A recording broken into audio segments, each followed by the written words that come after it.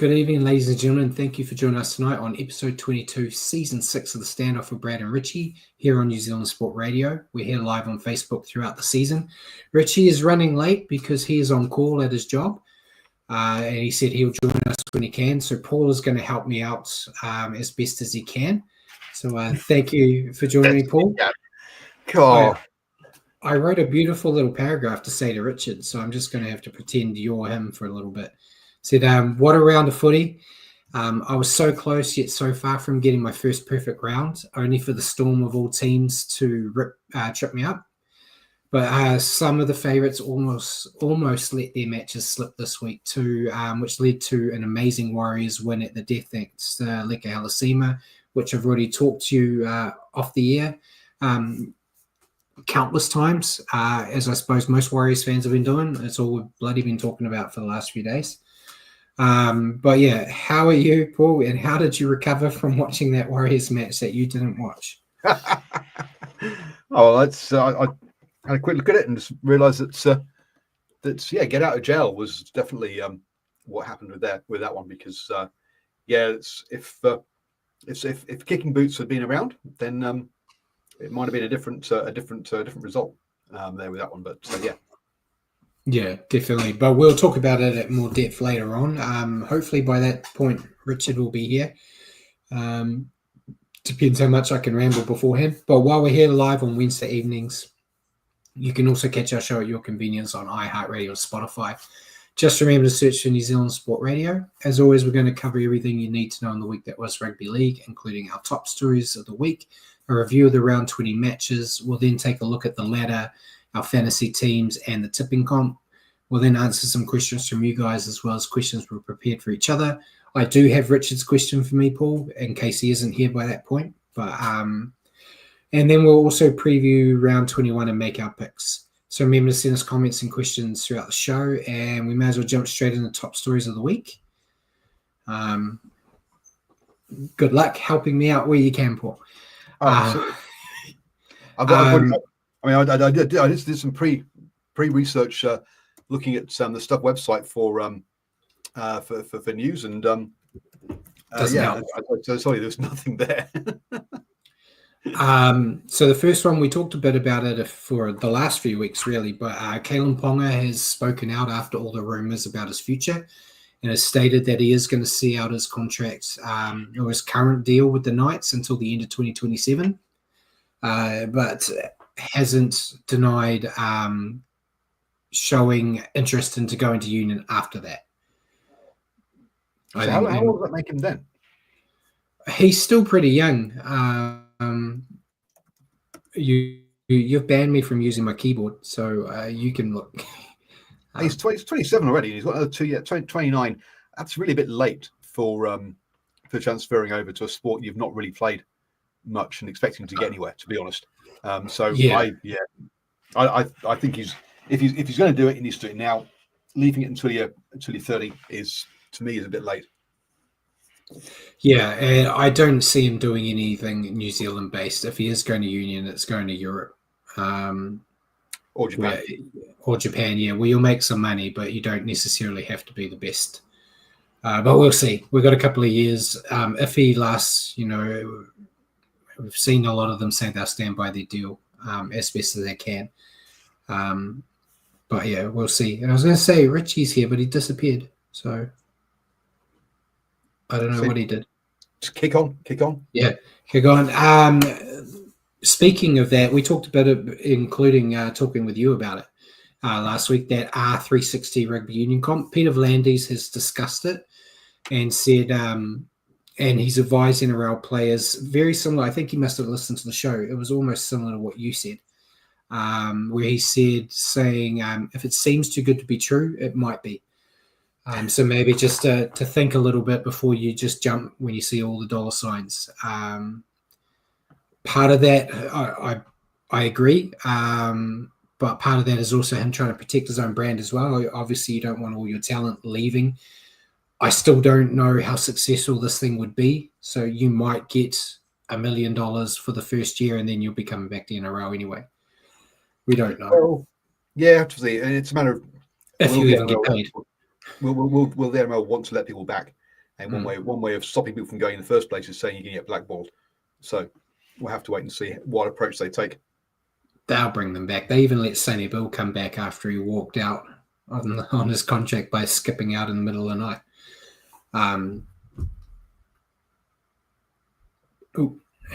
Richard's just messaged me. He is trying to set up, but we'll move on. We did talk about the Raiders last week and Josh Papali'i, how he wants to continue. Apparently, the Raiders are having second thoughts and may offer him a one-year deal to extend rather than him going for a rival club. I think it would be great. I'd love to see him be a one-club man. So if the Raiders can wiggle around and fit him into their plans for one more year, I think it would be a great way. And I'm sure Simon would be happy. Simon's our Raiders guy. So do you have any objections to them signing Big Papa for another year? Well, we'll see if it's in the live chat. Yeah. Look, it's he's still starting for them, right? So I mean, why get rid of him? Why get rid of one of your starters if he's willing to do another year? Yeah, I think it's a no-brainer. It's not like he's sitting there asking for $1 million a year. It doesn't sound like he's got any crazy demands. The only question is if he's blocking somebody who then you lose, who's going to be your player for the next 10 years. That's the only reason really for doing it. I don't see that. Their next guy has been joining him anyway. And Simon says we have to keep the Polynesian Viking as long as possible. Yeah. So fingers crossed that actually happens. But yeah, time will tell. And the next one was actually quite an interesting news press release from the Warriors this week that I didn't see coming. My ear wasn't to the ground that well, so I didn't hear any of the murmurings. But Cameron George, the CEO of the Warriors, has announced a breakthrough partnership formed with the City of Logan to set up an academy and community program in southeast Queensland. I've got the message the Warriors said here. They said the joint venture was unveiled today by Logan City Mayor John Raven, who announced the academy would offer an elite training and talent identification program, as well as a community initiative to help young people connect with sport and career opportunities outside of footy. I know the Logan, they were talking about, they said like the city of Logan's got quite a New Zealand base there. Never been there myself, but it is a place where a lot of the talent can sometimes get missed from the Broncos, the Dolphins, and the other guys up there. So it could be a potential place. And I've seen a lot of Aussies not happy about it, Paul, saying like bloody Warriors should just stick in New Zealand, despite the fact that every NRL club has camps in New Zealand to lure young kids over there. So I think one camp in Australia to potentially get a couple. I know Cameron George said, if they could get one or two talented kids out of there a year, that's a pretty good thing. And yeah, Jagger said lots of Poly and Kiwi folk in Logan. Yeah. And he also said Cameron Smith came from Logan. So they've got one thing going against them. But yeah, I think it's a great cue.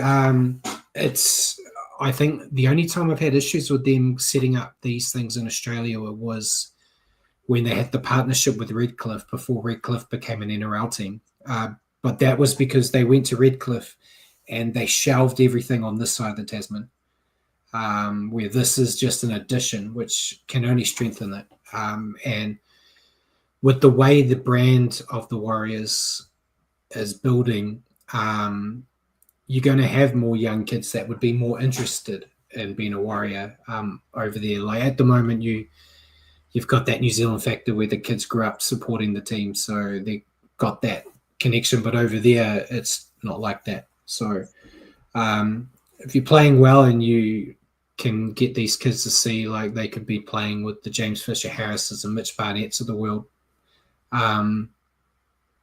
it feels like a win-win. We'll have to see how it goes, but the fact that the mayor's happy about it's probably a bonus. And and as Mark said, the Kiwis off to Aussie at record numbers, so it works well. Logan apparently has got a big New Zealand population, Pacific Island population there. I guess what I was thinking was that perhaps it would be a team they can put into the Queensland Cup, but like they've got the So they're already playing the New South Wales Cup, right? We'll give them Yeah, a second kind of B team, but it doesn't look like that. That doesn't look like that's going to be part of it. But that might be a stepping stone to that in the future, which would yeah, be that could be something they look at further down the line. Yeah, which could be quite handy. But yeah, I'm happy with it. We'll see what happens. As I said, it was announced. I think it was announced on Monday, so we haven't had a lot of the info. But yeah, it seems like a promising move. So I'm sure Richard would have had some great sit on the fence moment comment for it, but we'll see. And yeah, and Paul, yeah, I think that's a good comment from Mark there about you being the super sub. So next one, this one I can throw at you for a rugby union perspective, but Jason Riles has said the Eels have not given up on 2025. And while he is not using Dylan Brown, he'll keep him around the squad in case of any injuries. Now, the Eels did have an injury. We'll talk about an injury part. Their fullback's broken his hand. So they've had to move the guy that was in Dylan Brown's spot in the halves to fullback, and Dylan Brown still didn't make the team. So he's doing everything he can. Admittedly, they have Mitch Moses back this week, which helps. But I don't know. Like, I can see you're preparing for the future, but I feel that with how bad they've been going, do you really want to taint your young players with the stink of just being perpetual losers and getting used to that and then expecting them to turn around? Or is it better to just beat the dead horse while you've got it and then start afresh next year? From a union point of view, what would you think of? Look, I mean, whilst you've got a player, you're paying him, I think use him, right? But unless you're actually using it to, obviously in the Eels case, this season's write-off, right? I mean, they're sat, where are they now? They're in, they're 16th. They're in, only not on the bottom, by kind of 2 points. We have one game away from being bottom of the table. Look, it's so if you're using it to blood players and give them experience, then I see why you do it. But if you're playing players out of position and bring that down, no, use him. You've got to use it while he's there, in my opinion. Yeah. I know they're not happy with him wanting to leave, but I feel like it's not the way you would want his career as an Eel to end. It would be a bit like Adam Fanua-Blake. Our year wasn't looking good last year.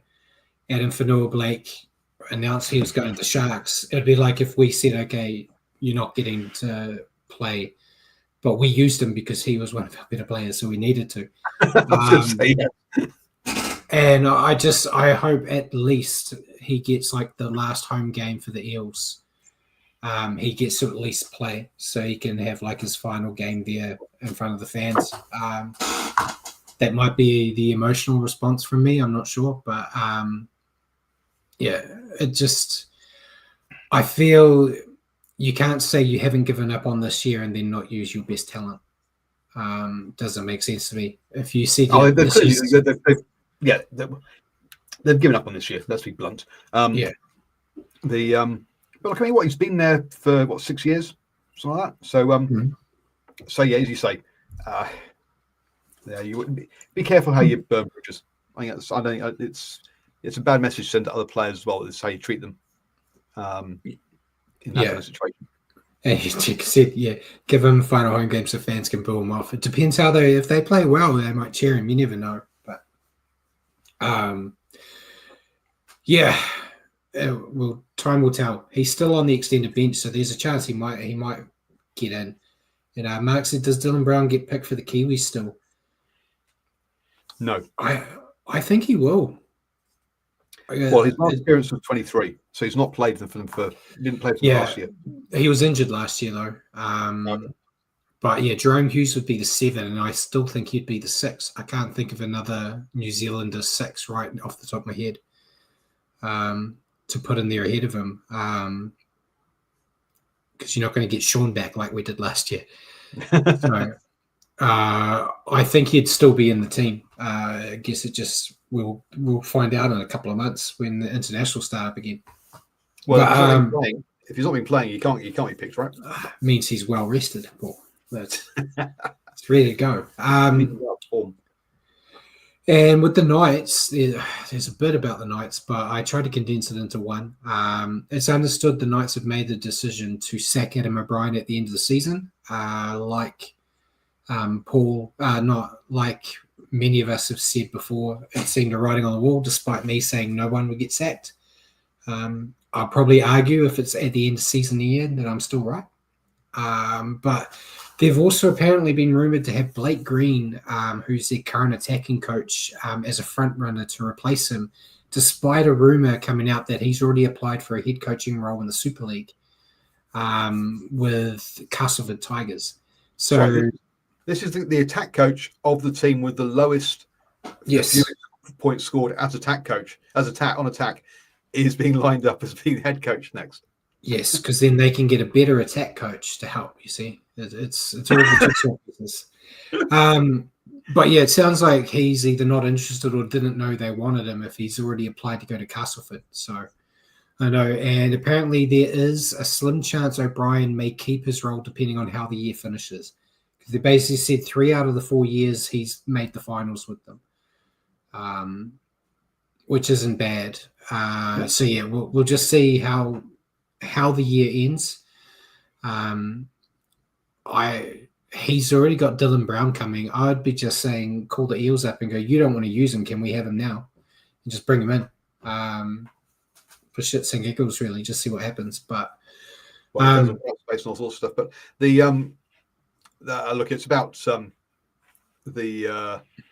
I mean, put the defense coach in as your new head coach. I mean, they've got a good defense. Get the guy who can do his job, not the other guy. Jeez. Yeah, and there was a whole lot of stuff going through last week. We had all this stuff with O'Brien, the rumors about Ponga. You wouldn't have known, but they got the gastro bug during the week. So Adam O'Brien, I don't know how true it was because they all looked fine playing against the Warriors. I'm not there though, but he said they were very close to not actually playing and not having the players. So it's been a stressful week for them, I'm sure. And that loss probably is just the straw that broke the camel's back. So we'll see. And I know Mark Roberts mentioned as well that Des Hasler's about to be sacked too. I didn't put it in here, but there are rumors that this game against the Warriors this week for the Titans, it's his 500th coaching game. And apparently the Titans wanted to get him to his 500th before they flick him off. So this could be the last week for him too. We don't know. So we'll just see. We might talk about him no longer being coached there next year. Next bit of news, DCE. We've been talking on and off about where he's going. The rumor that's been most consistent is he'll be a Rooster. That seems to be firming up. And the leaks that came out today were that it's going to be a 1-year deal and a coaching role to begin in 2027. Which is interesting. I still feel they don't need him. I also don't feel he's going to be the answer to them being premiership contenders again. I think they needed more help in the forwards than anything. But yeah, that's interesting. I feel like he could have got that deal with Manly. He could have got a 1-year extension and then move into coaching, and where I feel younger players at Manly would be more receptive of his coaching with the legend he had at Manly. But Politis has a lot of money at the Roosters, so. And Jagger said DC taking over from Cronk, who wants to get away from coaching. That could be a good point too. He could be just filling in the boots for Cooper Cronk. But yeah, I don't know. He rubs a lot of people the wrong way sometimes, DCE, so it'll be interesting. And I know a lot of people will be very unhappy if he ends up at the Roosters, who are one of the only clubs that really don't need a player like that. He'd be great for one of those really struggling teams. But yeah, it is what it is. Yeah, but is that really what you want to be doing in your last season of your career? No, true. You got to play to the ego, though, and say, think of the legacy you'll have if you come and turn the ship around at like Gold Coast or something. I don't know, you stroke their ego, and then you can get them with those challenges. But yeah, we'll see. And then next bit I got is, despite his ongoing injury woes, it's believed the Rabbits are going to extend Cody Walker for another year. I think he's just, someone's got to have an honest conversation with him and say it's done. He's every second week he's been getting like hamstring or little pulls that you get at his old age. So I think another year might be good to give him, hopefully get to go out on his own way, but I just don't see it happening. I think these injuries will just keep continuing, and then it'll just be a wasted year where they could have used another player in that role. But I don't know, it's hard to tell a guy like that no, especially when the guy they'll be telling him is like 95 years old, still running around as coach. So, and also look at his vice captain is part of the culture there, part of the leadership team. So I guess it comes down to how much cap space is he taking up for the extra season. If you're not taking up too much cap space, then keep him on. Otherwise, I'm sure he'd take a cut too, because I don't see any other team offering him money to move. So I think he'd happily take a pay cut to stay. So yeah, it could be a good cost thing, but we'll see. And then Kevin Walters, he has been announced as Kangaroos coach for the Tour of England at the end of the year. So they haven't given him the job full time. They've given him basically a 3-game trial to see how he goes. Is really the only one that makes sense this quickly, I guess. And yeah, it will be sink or swim for him. He had a lot of nice interviews today where he talked about how proud he is to get the job and how you'll do all of Australia proud. So at least he seems passionate about it. So yeah, and hopefully he gets a full time so we don't have to listen to him commentate anymore. But it'll be good. And then before we get into injuries and stuff, Richie and I have been talking about it forever. The rugby league game came out, Paul, as I showed you. Dare I say, the greatest video game on the planet, Paul. How is it? How is the gameplay? Is it just American football with different jerseys, or have they actually made an effort to make it a bit realistic? If it was like Madden, I would love it. Madden's an amazing game. It's not great.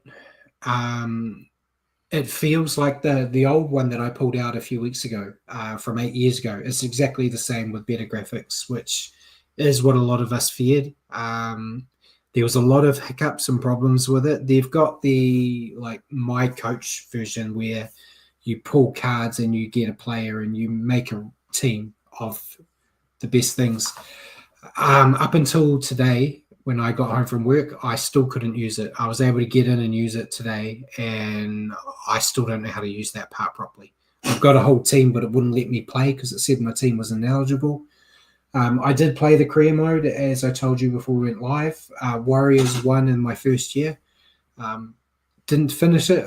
We had one loss that whole season, Paul, against the Dolphins. Bet the Broncos in the final. And this is Brad managing the Broncos. So the game's actually quite good at running the Warriors. Yeah. So yeah, it's not great. I know a lot of people had high expectations. I didn't. I kind of expected it to be as good as you'll get for a rugby league game that doesn't have a lot of money spent on it. But yeah, I think it's still going to be one of those games where I have a good time playing Richie. Sitting there playing by myself, I don't think I have that much fun. But I did see a lot of videos. Terrell May, the Tiger, he's a gamer, and he was doing a lot of streams playing the game where he was playing as the Tigers and stuff and scoring 80-meter tries as himself, which is good to see. But yeah, thought I'd better mention it after I got it. Not worth the money. If you can get it for free, take it. But yeah, don't be saving up for it. And everyone's probably logged off bored at the fact that I'm talking about a video game. But yeah, thought I'd give you the update. I don't know if Richard's got it yet. He didn't say. He said he was going to go grab it, but he might have saw the reviews and backed off.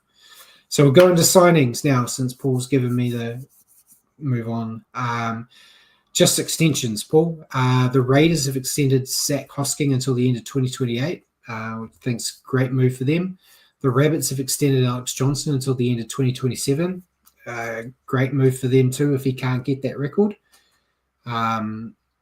The try-scoring record, he's getting closer, but he might need another year. And then the Tigers announced they extended Api Coruscant until the end of 2028, which is, I think, what all Tigers fans wanted to hear, especially after they let his replacement leave a few weeks ago. And Jagger said, not worth the money, your best comment for a while. Yeah, I get a couple of good ones every now and then. So that's it for the signings. Nothing major there, but we go into injuries. And I didn't get them all because we don't have the time. But Valentine Holmes was announced not long after our show. He tore his rotator cuff. He's out for about 6 months.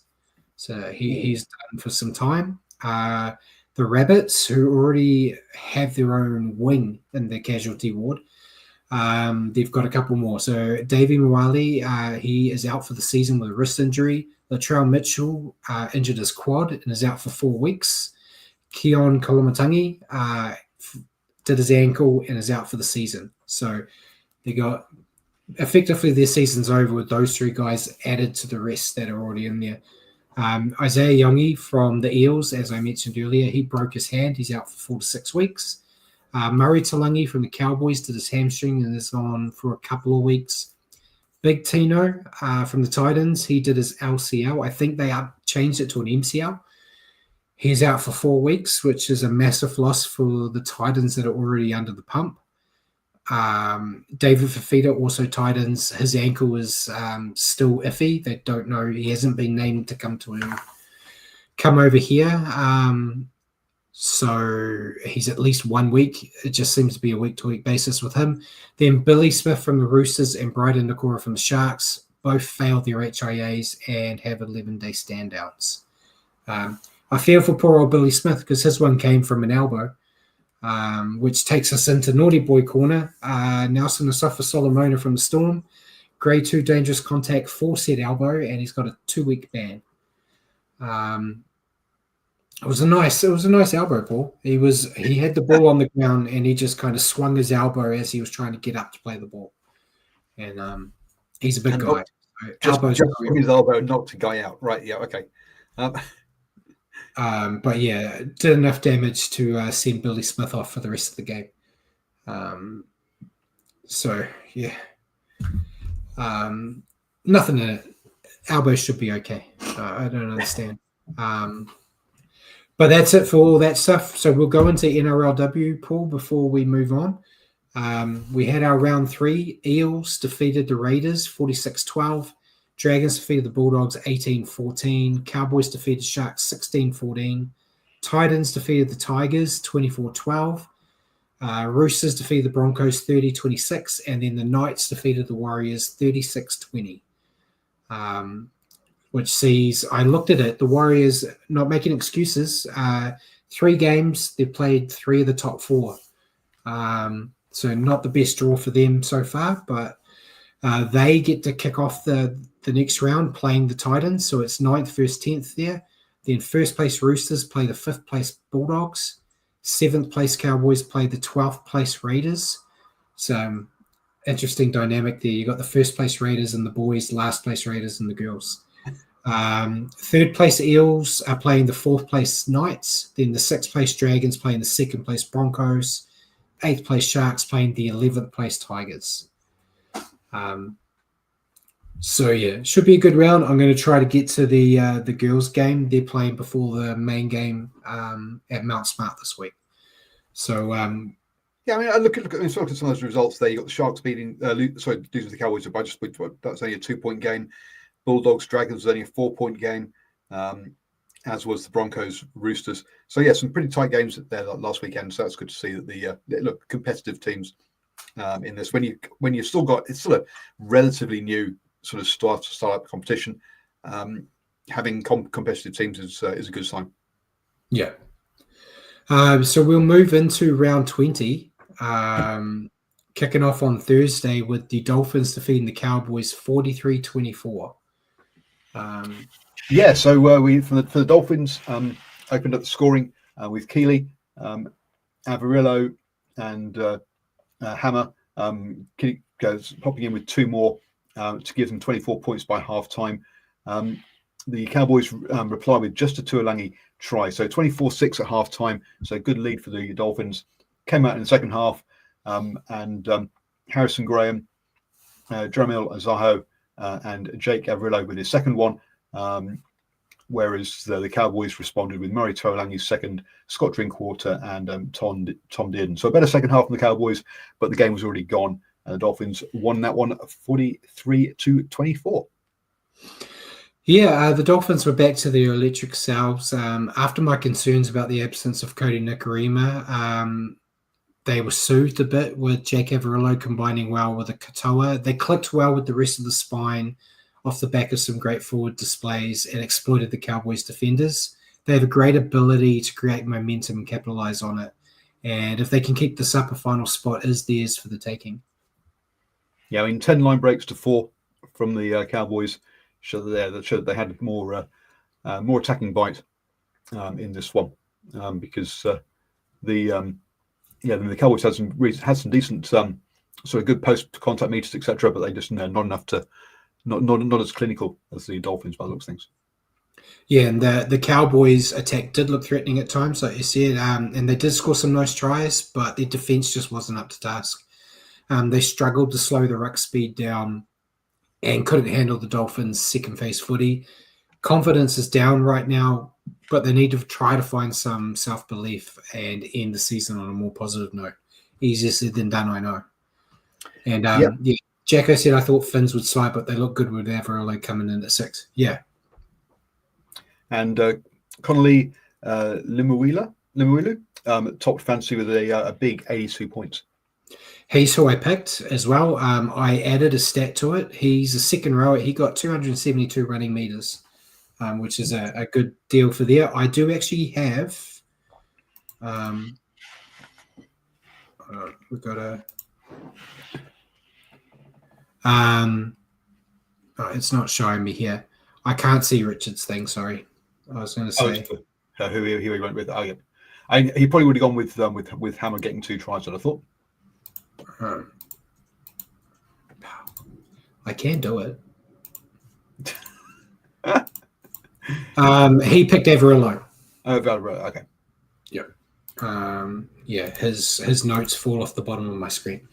So next game was Friday night. The Sharks defeating the Roosters 31-18. Yep, and the Sharks got on the board first with William Kennedy, Ty Wilson, and Nico Hines added also tries in the first half. Daniel Tupu and James Tedesco replied for the Roosters, so it was a 20-12 halftime lead for the Sharks. They came. The Roosters got the first points in the second half, but only Angus Crichton could score. And replies from Billy Burns and Chris Vialahi rounded things out for a comfortable win in the end for the Sharks over the Roosters. Yeah, good showing from the Sharks here. They were composed and controlled, rolling through the middle and playing with some nice tempo. Hines guided the attack well again, and they took advantage of some defensive misreads from the Roosters. Had a nice balance of direct running and then also the expansive footwork, which kept the Roosters on the back foot all night. Very solid performance. Yeah, looking at the stats, they topped all of the stats pretty much across the board. The Roosters, on the other hand, 65% completion rate, and with 17 errors to just 10 by the Sharks. Looks like they were forced into some bad play. Yeah, and the Roosters, the positive I have here is they started each half well, but their errors and poor defence prevented them from turning the tide. And they just let the Sharks off the hook all night. Showed spirit and effort, but just lacked execution. And hooker Blake Brayley topped fantasy with 77 points. And he's who Richard and I both picked. Now that I've sorted my screen out, yeah, Blake Brayley was just a nightmare out there. So, yeah, well done him. I was trying to see if Richard had any interesting points. He did give me his notes, but nothing that interesting. He's very one-dimensional. Next game on Friday was the Panthers defeating the Rabbits 30-10. Yeah, the Panthers continued their revival with this one. Paul Alimoto, Dylan Edwards, and Casey McLean all scored in their first half for an 18-0 halftime lead. The game was pretty much over by then. Dylan Edwards got a second one, and so did Casey McLean in the second half. The Rabbits did put up some sort of fight in the second half with Liam LeBlanc and Alex Johnson scoring tries, but let's be honest, it was way too little, far too late, with a comfortable win 30-10 for the Panthers. Yeah, the only bonus for the Rabbits there was the fact that Alex Johnson got that try at the end to get one try closer to the record. But yeah, even without Cleary and Yao, Penrith were at their clinical best. They dominated possession and piled the pressure on the Rabbits, which is just what we're used to when the Panthers are playing well. Their line speed and defensive pressure suffocated the Rabbits, and with the ball in hand, they were sharp and relentless. Will cause plenty of headaches in the finals now that they've got their groove back. This is, I think, it was their sixth win in a row after I said they were done. So I love it. Just quickly fact checking your one there. Yep, 6 wins in a row since their loss to Newcastle back in round 12. There. From a stats point of view, it doesn't look that good for the Panthers, really, apart from obviously the score. Only a 74% completion rate is not great. Also, quite a few errors, 12 to only 4 by the Rabbits, but clearly missed 40 tackles as well. Okay, 42 by the Rabbits. So yeah, it doesn't. I say some of the stats weren't necessarily great, but still put in a good performance. Yeah, the Panthers deceive you with the missed tackle stat, because even their massive reign where they went 4 years in a row, they were still missing a lot of tackles. But it's they get the ones that count, which is what's always tricky about them. But the Rabbits, they fought hard and never gave up, but they were just clunky and couldn't break through the Panthers' defense. They've been ravaged by injuries to key players, and they've added to that now, as we talked, and they just don't have the depth to compete with top sides right now. It's as simple as that. They're busting their ass out there for their teammates and their coach, but you got a whole lot of kids that aren't really NRL ready trying to help when all your salary cap money is sitting in the hospital. Yep. And then Dylan Edwards, 2 tries, knocked over all 5 conversions, had the most run meters with 305, a couple of line breaks, and funnily enough, got 101 fantasy points, a massive score from him there to top that stat. And naturally, Richard and I both picked him too. We just looked at their fantasy when, he must have done something right. Next game on Saturday, Raiders defeating the Eels 40-16. Yep, the Raiders continue on their top table form. They opened the scores with scoring with Jake Stewart, Zach Hosking at 1 before Jed Stewart went over. But even though they got the first two tries, the Eels came back with Charlie Gumea, Zach Lomax, and Sean Russell all scoring in the first half to give them a 12-16 halftime lead. Unfortunately for the Eels, they didn't come out after the second half. They got they didn't score again. But Jed Stewart got his second. Simi Sagasei got 1. Owen Patty got 2, and Ethan Strange also got 1. So it ended up being a blowout in that second half as the Raiders won 40-16. Yeah, Canberra just exploded here. They played with flair, and their offloading game tore the Eels apart. The forwards laid the platform, which the backs relished in. Once one of their more entertaining performances this year, and they surely almost got both hands on that minor premiership. But yeah, as you said, it was a lot closer in that first half. My comments are basically all for the final 40 minutes. They're just one of those sides that can dangerously flick a switch and do that to you. Yeah, 19 offloads to 10, leading to 12 line breaks to 4 there for the Raiders. Yeah, and the Eels, they started with confidence and energy, but just couldn't stand the pressure. Missed tackles and poor reads opened the floodgates in the second half. There were glimpses of their attacking ability in that first half, but they just couldn't match the Raiders' intensity. Season's almost over for them, and the young talent's getting valuable lessons. As I kind of mentioned in my comments in the news section, I just hope the habit of losing doesn't stick with them in 2026. Yeah, and one of the guys who didn't score any points actually topped fantasy, and that was Sebastian Chris with 70. Yeah, and I and Richard both went with Jed Stewart, Ricky Stewart's son, one of the Nepo babies who's actually doing quite well.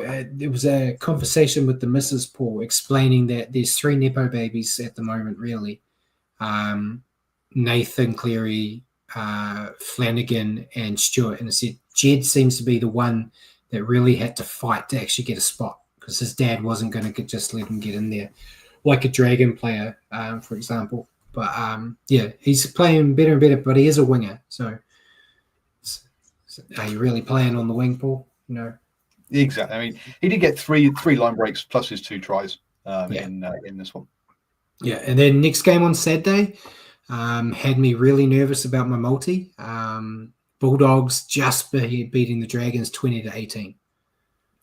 Yeah, the Bulldogs look, they're not in the best of form at the moment. 2 wins and 2 losses in their last 5 rounds. Sorry, but they opened the scoring here through Jacob Kiraz and also Lachlan Galvin, and Reed Mahini. One of those 2. Mahani, thank you. Both got tries in that first half. Only a Tyrrell Sloan try in response from the Dragons, meaning it was 16-8 at half time. Come the second half, though, and Moses Suli and Sione Finau got some tries to take the lead. The late Jethro Rinakama, I think, yeah. Yeah, Rinakama's in the 77th minute was enough to just see the Bulldogs home and fight off that comeback, winning this one by 2 points, 20-18. Yeah, it was a tougher match than many predicted, but the Doggies showed real toughness and resilience to get the job done. Their defense held firm in the key stages to prevent the Dragons from scoring an upset, and talk of the town, Galvin showed a cool head to not panic and threw a nice pass for the match-winning try. They're a gritty, defensive-minded team, which will bode them well in the finals. And I think Galvin, as much as we've been dogging him on this show, he adds that attacking spark that could help be the difference. Finals time. And welcome, Richie. Hey, sorry, my phone was ringing off the hook. I was trying to phone fix things, and yes. So your thoughts on the Bulldogs? Go on, into the show. Bit better than my customers at the moment. Yeah, they're just doing what good teams do. They find a way to win, even when not at their best. They always defend strongly, but I think they're still getting used to their new spine combo. But it came good for Galvin when the game was on the line, and that's when you want your key acquisitions performing. And I guess he showed why he's got big reps on him, as much as people, like you said, Brad, as much as people like to dog him now. I was actually, before I ask you about the Dragons, I was sending messages to a Doggies fan, going like, it looked like they were losing. It's like, see, Galvin's ruined this team. Then that pass happened, and I just sent one back saying he's the greatest halfback alive. So, but your thoughts on the Dragons? I thought it was actually a pretty big effort to push one of the top teams right to the limit. Probably should have won, if we're being honest. But yeah, that's what the Dragons do. I guess they lose a lot of close games, and they'll regret a lot of those come the end of the year. And this one in particular against a top contender, that's a scalp they would have been extremely happy to knock off. Yeah, and I must say, 3 of the top 4 teams didn't really play well this week. So the Raiders were the only ones that played like a top 4 side. But the Dragons fought to the bitter end and were arguably the better side for stretches, but critical errors and missed opportunities let them down again. Their attack flowed better this week, but it's those lapses in concentration, particularly under pressure, that continue to prevent them from turning effort into points. Yeah, Moses Sulihi was the top for the fantasy on 66 points, and Reed Mahoney for the Bulldogs was 60. Yeah. I know who you went with, Richie. Who'd you go with? I'll show you how easily swayed I am by a big play. I put Galvin's name down because he won them the game when the game was on the line. Yeah, I picked him too. Same reason. He's the reason they won. That's probably a reason why I picked another player in another game later on too. So, yeah. So, next game, the multi-killer. So the Storm opened up the Storm versus Seagulls. Storm opened up the scoring with Xavier Coates, but the Seagulls came back with Jason Sabb and Tolitua Koelu and Ruben Garrick to take a 6-16 lead at half time. Xavier Coates did come back and score two more, but a Ruben Garrick penalty goal was enough to see the Sea Eagles home 16-18 in a tight one. So controversial angry. Penalty. I was so angry. I bet you were. This was my first ever full round multi this year. It was coming, and then these guys just ruined it. But so mainly, I guess you disagreed with the penalty then. I did. For this game, our game not so much. Manly pulled off a gutsy win here, built on resilience and defensive commitment. Their scrambling defense was outstanding, especially late in the game, and they took their chances when they came. Wasn't flashy, but the way they muscled up in the big moments showed that you cannot take them lightly ever. Your thoughts on Manly? I just thought it was a massive result for them. To do it in Melbourne as well makes it all the more impressive that they showed up defensively and frustrated the premiership favourites and turned it into an arm wrestle. Which surprisingly Manly came out on top of. Questionable penalty. The difference I put questionably. I know it happened in our game too, but I still don't like those penalties. Yeah, no, I don't like them either, but I'm sitting on the fence with it because I defend it in our game because it helped us win.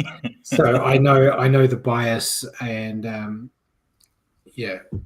turncoat I am for that. But I'm biased on this one too because if they didn't call it, I win my multi. Or potentially I probably would have lost it with the Warriors game if that penalty doesn't get called that one as well. So I don't know. 6s and 7s on it. Your thoughts on the Storm? About the Storm then, who only had a 67% completion rate, which is uncharacteristic for them.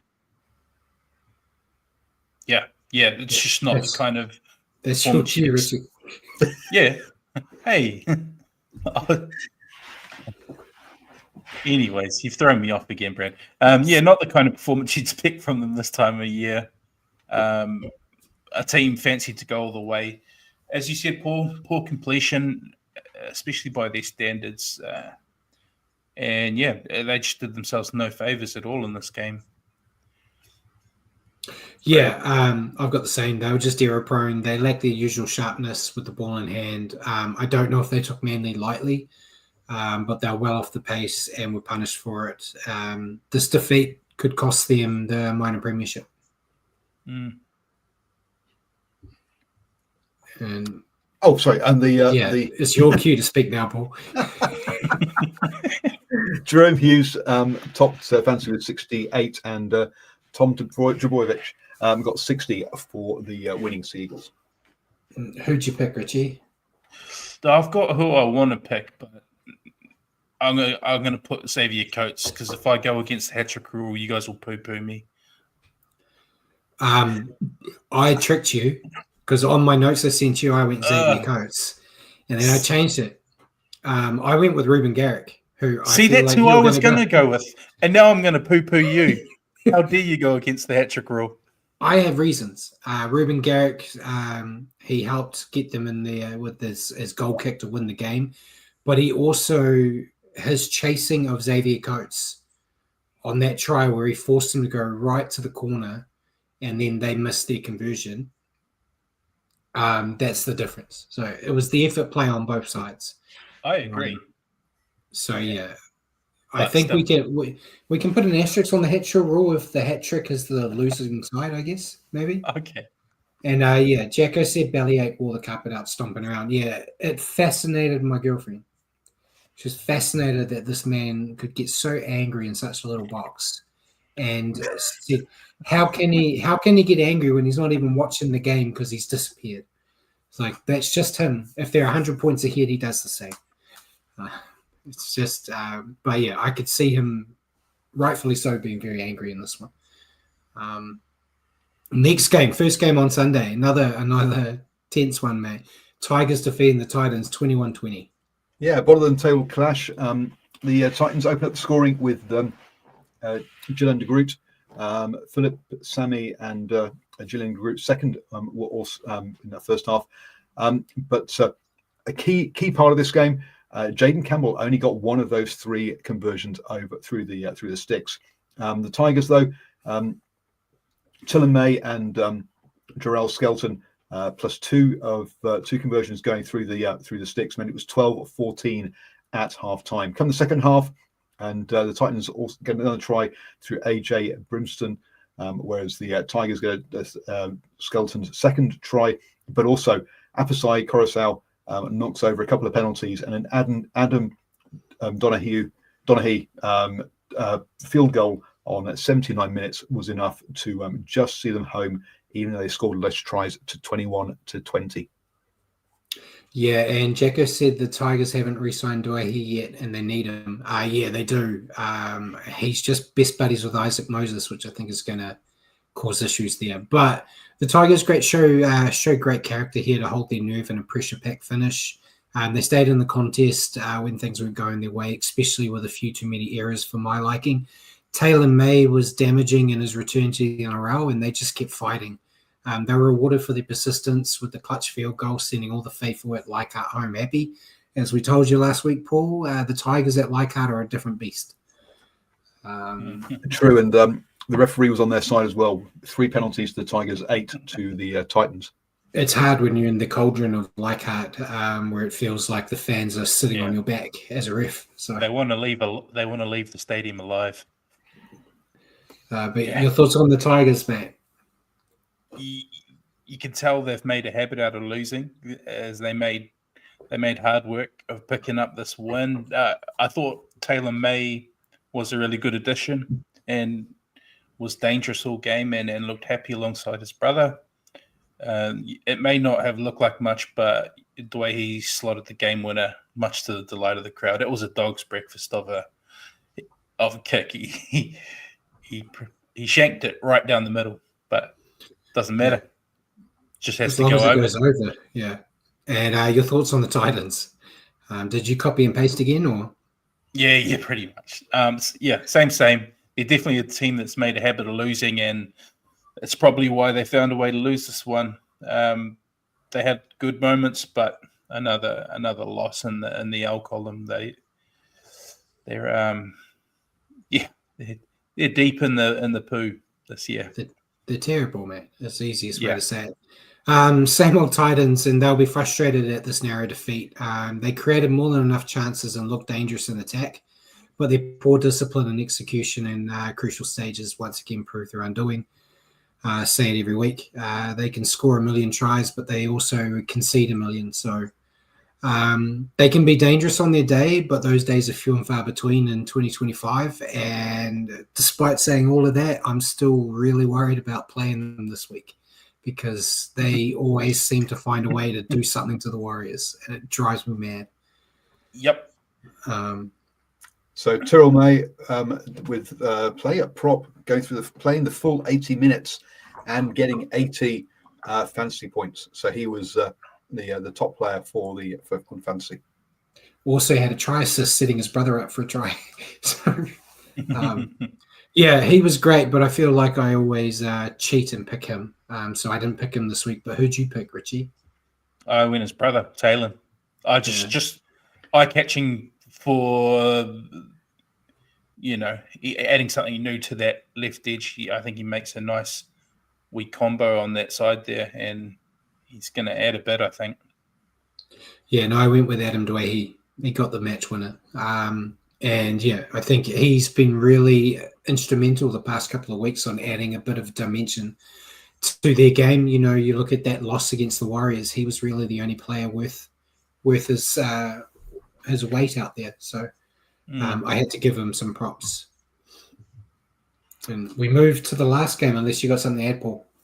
I was going to say, Adam Donny is having a lock that's kicking sticks. That's unusual, isn't it? I'd have thought he goes everywhere. He kind of plays everywhere. He's played halves, fullback, centre, lock. He's a jack of all trades. He goes where they need him on the day. But yeah, can play anywhere. So final game of the round saw the Knights hosting the Warriors. The Knights the Warriors scored the opening try through Adam Pompey, but the Knights responded with a Fletcher Hunter, Dane Gagai, and Greg Martuse tries in that first half. All those conversions were missed, though, so it's only a 12-6 lead at half time. In the second half, Dimitri Valmunga, thank you, and Lekai Halasima scored tries. The Knights could not get over the line.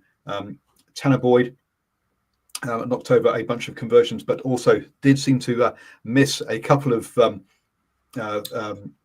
kicks late on that could have sealed it, but he got saved by the Halasima try on 80 minutes to give a narrow win to the Warriors, 15-20, with basically time already up.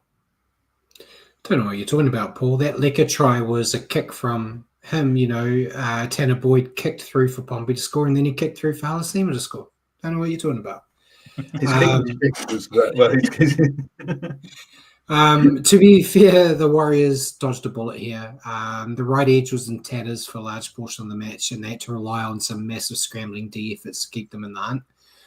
And they just kept giving the Knights chances with some poor hands. They were shocking with the errors, but they didn't drop their heads even when those field goals and that penalty goal were missed. And Lecker Halasima proved to be the miracle man once again with that amazing try in the final seconds, saving the Warriors from an embarrassing night. A great way to end the round, but plenty for the Warriors to work on. I was saying to Paul before we jumped on, Richie, you might remember Lecker Halasima's debut game against the Doggies. They needed points when he did the exact same thing, bar the chasing down the kick. But that time he got held up over the line. So I said, like, the evolution. But he's already done it this year. He got the 60-meter try to win the game against the Tigers. Very talented player that will probably end up in like 3 years being at the Storm. Touch wood. We're keeping him. We're locking him in for life. He'll be here for a while, I think, and he seems to really love it. So hopefully he'll stick around. But your thoughts on the Warriors? Another heart attack game. We've had enough of those. I've definitely had enough of those. Definitely not our best game of the year, but the positive is we still came away with the win, even though we weren't at our best. I thought we started positively, but lacked the finishing touch. And then when the momentum changed, we found ourselves having to rescue the game. Luckily for us, as Paul pointed out, they couldn't goal kick. And hopefully this game is an experience Tanner Boyd can learn from in those clutch moments. Luckily for us, that amazing try. How many times have you watched that replay, Brad? Far too many. I watched. Yeah. It keeps popping up on the talkie ticks and stuff, So it's everywhere. I never go past it though. And the reaction, like the people that stream games, so you're watching like Warriors fans reacting, Newcastle fans reacting. very strange emotions to have. But your thoughts on the Knights? Yeah, I actually thought they played quite well, and their home crowd got in behind them, and they seemed to grow in confidence. They'll definitely rue not putting this game to bed. I think they definitely had their chances. They bombed 2 or 3 tries. I think the one where I think Tuapiki he sort of ran their line break down, and then they didn't draw him past, and Leka snuffed one out. Yeah. Marju also dropped one with the line wide open, so they had more chances for points than they were their own. Despite them playing quite well, they definitely could have taken more chances, and they wouldn't have been on the end of a highlight reel losing moment. They would have come away with the result. So, although they played well, they probably should have put this game to bed. Yeah, I don't know if you saw it, but Matty Johns and Cooper Conk have their show, and they talked about the game, and then they had a highlight reel showing the multiple other times the situations happened to Newcastle, where it looked like the game was in the bag, and then a freakish something happened at the end to cost them it. So they love it. But I did feel for the Knights here, obviously not too much as a Warriors fan. They had enough position and territory to win the game, and it looked secured on multiple occasions in the final minutes. And they were bested by a freak finish. You can argue and say they had more than enough time to stop him when he was running, but that's easier said than done with that kid. We'll be ruining some poor choices, as you already mentioned, with the ball in hand that cost them certain tries. But they have to be commended for the effort. But I know you're not going to be wanting to hear you tried really hard and you almost had it. That's not what you want to hear. You want to win games. So I feel for them. But the Warriors needed this game. We needed the win. I don't want to see that 4-point gap reduced to 2. That's a bit too close for me. Yeah.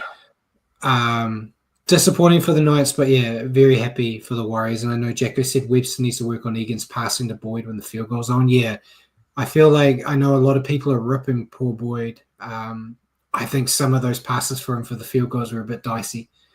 But yeah, it is what it is. He had the game plan all along, knowing that the charge down would result in points. So genius play by the man from Gold Coast. Your player to stand out, Richie. I wonder who it would be. Before we get there, though, on some spicy data for because that is the 7th time this season that the Warriors have won by 6 points or less, including the extra time win over the Brisbane Broncos. So as Richie was saying, it's happening too often. Yes, if you compare that to the Raiders, it's happened to them 6 times this season. They've had that's right. So they've also had 7 this season as well. Where there's been 6 points or less. So, quite a couple of the top teams have been winning by narrow margins, but that's important to win. As far as the fantasy goes, Kai Pearce, Paul got top with 61, and Halasima was top for the Warriors with 54. Leka. Yeah, had to go with Leka the Wrecker. He won the game for us. On the 2 parts, like you said, he scored that try that won it, and he also had that try saver in the other side of it. So yeah, very happy. So we'll move on to the ladder, mate. You can do top. Yeah. Okay. Raiders remain in first. Bulldogs move into second. Storm drop to third. Warriors remain fourth. Broncos remain fifth. Panthers remain 6th, Manly 7th, and the Sharks move into 8th spot. And then for the rest of the teams, the Dolphins have moved up to 9th, Roosters down to 10th, Dragons stay where they are at 11th, Tigers are up to 12th, Cowboys down to 13th, Knights down to 14th, Raiders up to 15th, Eels down to 16th, and Titans stay dead last. And that'll be the Rabbitohs. You're up to 15th, not the Raiders. Sorry, I'm just future-proofing myself. I want the Raiders to fall. It would have been interesting if the Bulldogs had lost that game like we all thought they would, because then you'd have 2nd, 3rd, 4th all on 30 points. And yeah, it would have been really dicey on who could get close. I think the Raiders have got the minor premiership in the bag now, unless they really slip on a banana peel. But the Bulldogs and the Storm do have a tougher run. The Bulldogs, I think, have to play the Warriors, the Storm, and the Panthers. And the Storm have to play the Panthers and the Doggies. So there's going to be some friendly fire in there that could help us potentially sneak up if we can get the Doggies. I feel like that could be the difference between finishing second and third or finishing fourth. Yep. And Roosters up are all that's left. Yeah, definitely. And we'll move on to fantasy. You got close this week, mate. Getting there, man. Getting there. You got 731. Great round from you. You still have Lecker in your team. I got rid of Lecker a few weeks ago when he moved back to the bench, and I regret it. But you got 73. I ended up on 833 with an absolute dog shit round with so many people getting little amounts. Owen Paddy was the highest scoring guy in my extendeds, and he did better than all of my bench because he's not used to getting it, but he got a double. So we don't need to talk about that too much. As I told you during the week, I went all out and I made some big calls in my fantasy team to try to up my points this week. So we'll see what happens. We'll go to the tipping comp. No one used their jokers. I text you, I think, 4 games in, didn't I? Asking if you used your joker. If I had used my joker, mate, I'd be in the top 4. Shoulda, woulda, coulda. Coulda. Everyone got 7, bar a few that got 6. ACT, Hellcat, MB Sports Fan, yourself, the boy from NSB, Bjorn, and Michael Bazzuto all got 6. What other game did you get wrong? I went for the upset of the Cowboys against the Dolphins. Gotcha. Regretted it very early in the game. Yeah. And then, everyone else obviously just got the Storm game wrong, I'm assuming. I know that's what got me my 7. But, Max still at the top, ACT Hellcat 2nd, Harry Poppins 3rd, the Yerk 4th, then MB Sports Band 5th, you're 6th, the boy from SMB 7th, and I'm 8th. Bjorn is 9th, Simon 10th, Michael Bazzuto 11th, Roscoe 12th, and Hammer 13. See, Hammer's still not even picking and got a better score than you, mate. He's saving up his 3 jokers for a late comeback. I think he's forgotten how to log in and make his tips, mate. So that's it for all the pretty pictures for now. So we'll go to questions. I think we kind of answered everything while we were waiting for Richard to show up.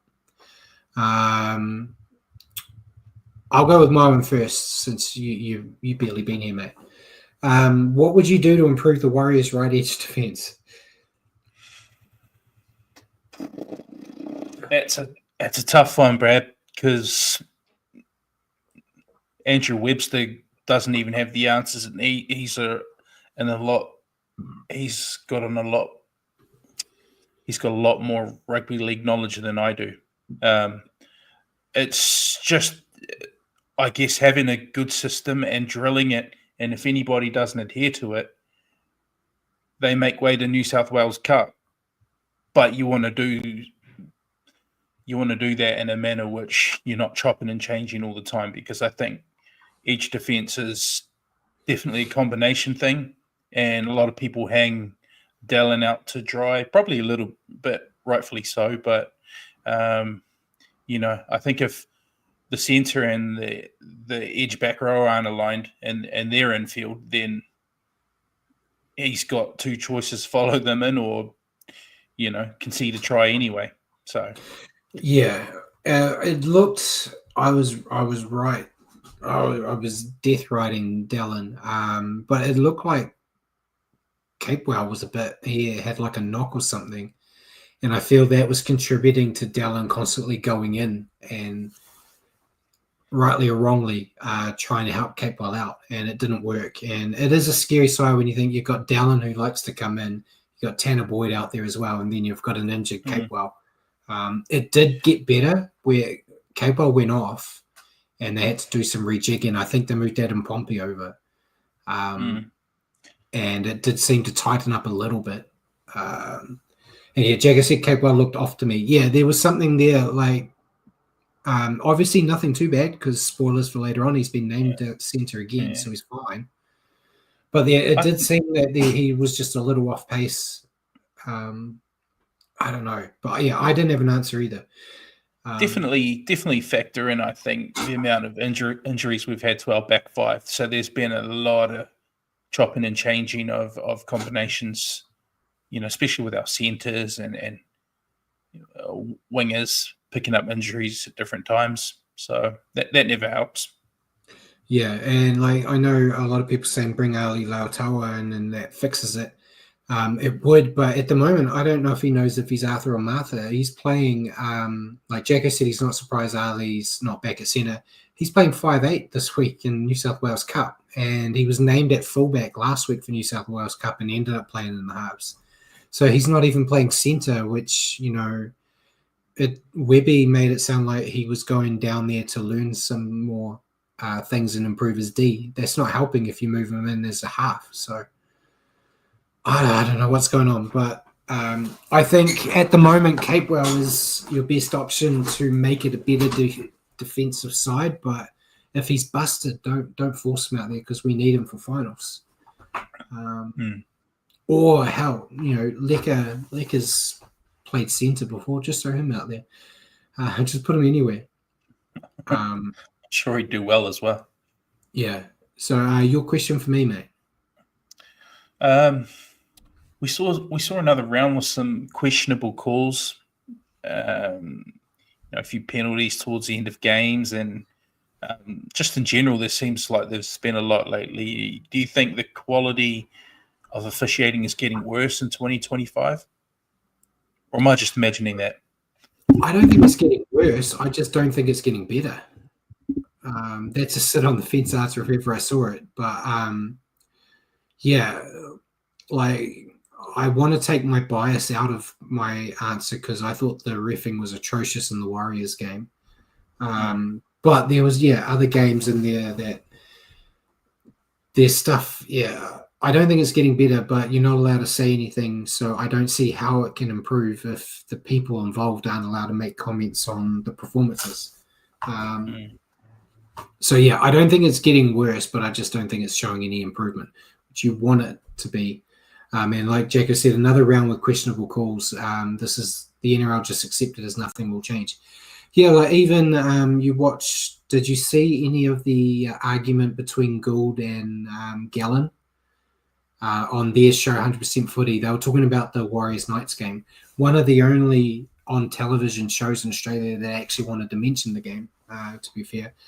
But like Gould was commentating in Australia for that game. He said Wade Egan's try was a try, has been for centuries, and the try the Knights got wasn't a try. And then Gallen said no, they both weren't. The refs made the right call there. So even those guys that have been around forever are arguing over it. So the fact that you got guys that do know this game arguing about the rules, I don't know. There needs to be an investigation. As 2V says. Joe said Gould and Gal got on it. Yeah, Gould was throwing shots at him, saying like that Sonny hit you that hard that you can't think straight. But it's not getting better, and unfortunately, you're seeing it leak down into the women's game as well. There was a few issues with some of their games where there was some shocking calls. But it's not going to get better. The NRL don't care. Fact of the matter is, it doesn't matter if there's these questionable calls. Everyone's still watching. That's all they care about.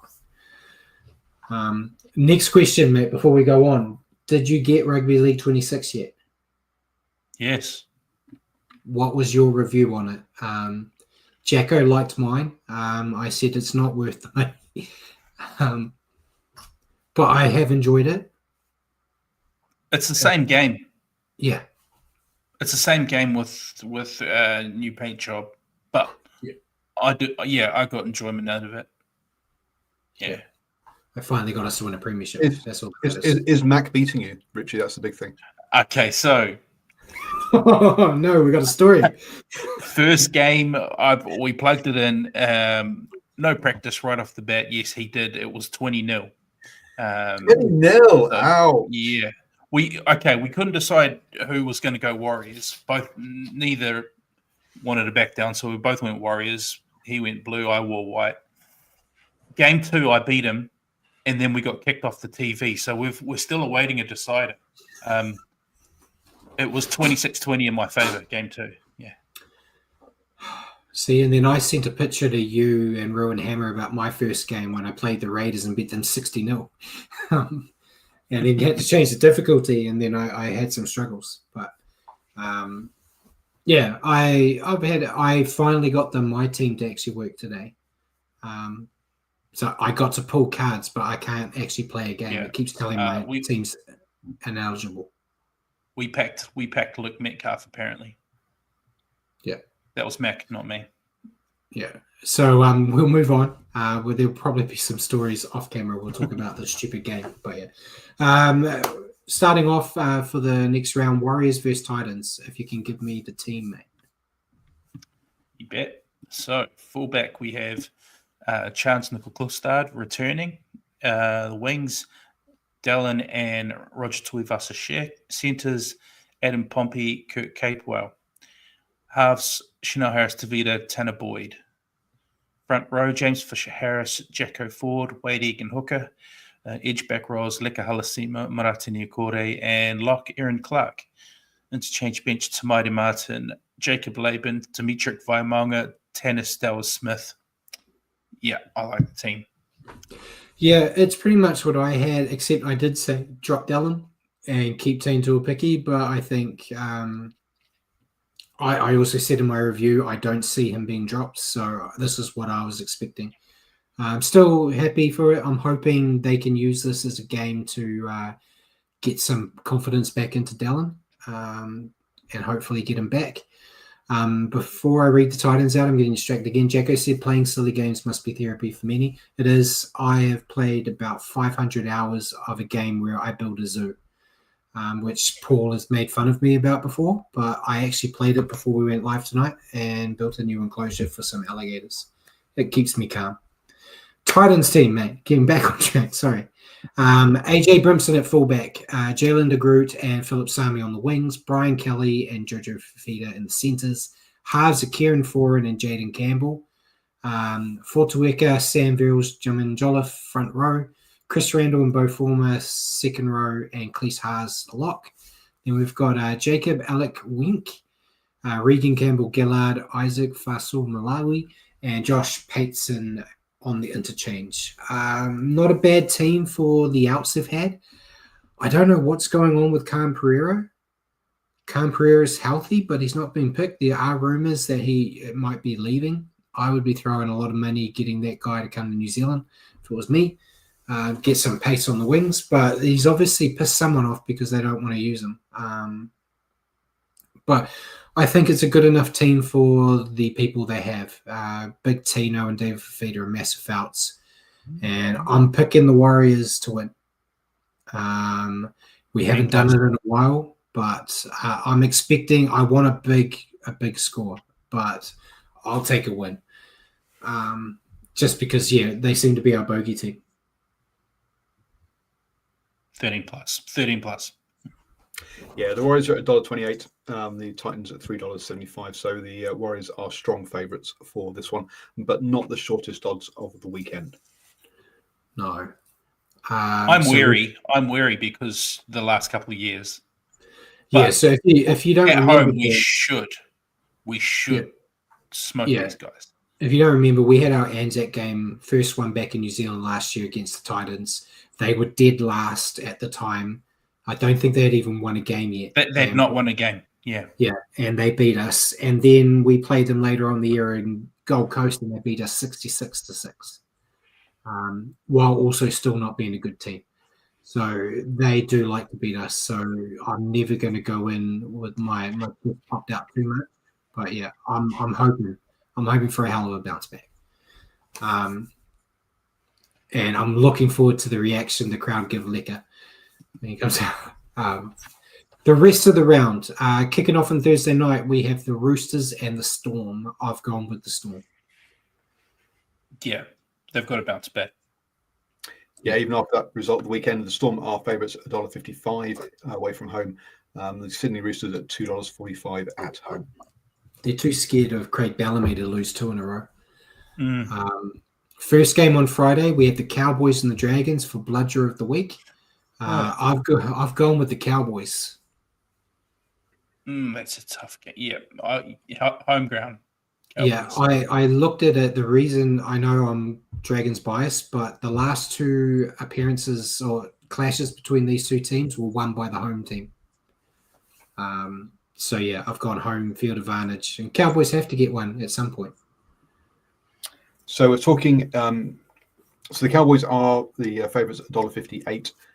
The Dragons at $2.40. To me, that seems a bit long, except for the fact that Dragons can't travel. They've only won twice away from home this season. Okay, good. Cowboys it is. Then the second game on Friday is the Broncos-Eels. I've gone Broncos.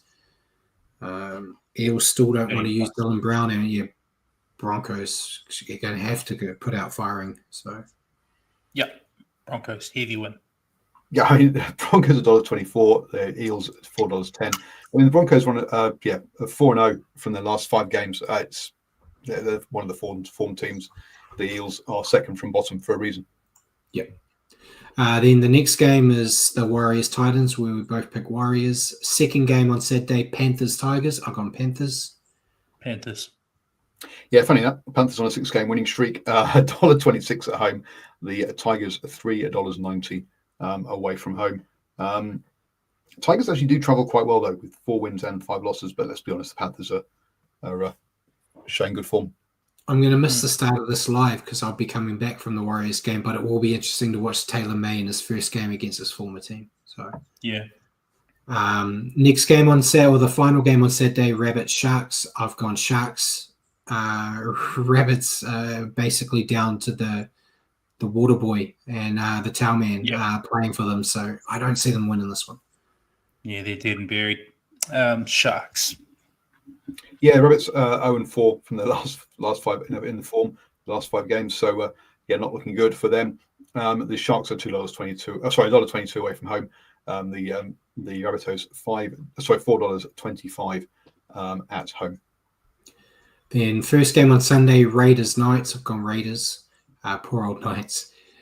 I feel for them, but yeah, Raiders at home, and getting close to that minor premiership. They ain't going to let this one slip. Raiders anywhere at the moment, but yeah, especially at home.